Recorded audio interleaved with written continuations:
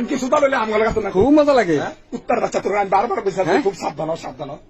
ভালোবাসা, বিশ্বাসঘাতকতা আর বাস্তবতার গল্প। স্বামী আজ খুব খুশি ছিল। স্ত্রীর জন্মদিন। সারাদিন অফিসে কাজের ফাঁকে সে খুব ভাবছিল আজ সারপ্রাইজটা দিলে স্ত্রী কতটা খুশি হবে। হঠাৎ শোভাঘর থেকে হাসির শব্দ আসে। পুরুষের কণ্ঠেও মিশে আছে সেই হাসির মধ্যে। স্বামী থেমে যায়, চোখে অবাক দৃষ্টি। আস্তে আস্তে দরজার কাছে যায়। দরজা একটু খোলা, ভিতরে কিছু দেখা যায় না।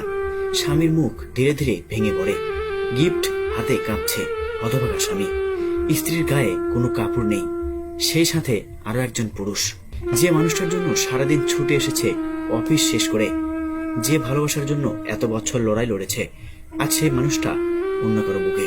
স্বামী গিফটটা মেঝেতে ফেলে দেয়, চোখে পানি জমে।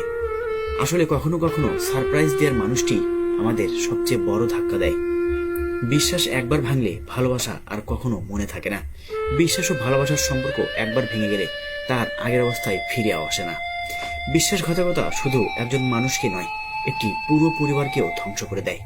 এই জীবনে আমরা অনেক কিছুই হারাই, কিন্তু যখন বিশ্বাস হারাই তখন সবকিছুই শেষ হয়ে যায়। একটা সম্পর্কেও টিকে থাকে বিশ্বাস ও সম্মানের উপর। বিশ্বাস যদি একবার ভেঙে যায় তাহলে হাজারো ক্ষমা, হাজারো কান্নাতেও তা ফিরিয়ে আনা সম্ভব হয় না। যে ঘটনাটি ঘটেছে রংপুরের পুকুরপাড় চারতলা মোড় এলাকায়। বর্তমান সময়ে এমন ঘটনা অনেক জায়গায় ঘটে চলছে। তবে শেষমেশ একটি কথাই বলবো, যে আপনাকে বিশ্বাস করে তার বিশ্বাসের মর্যাদা কখনো ভাঙবেন না।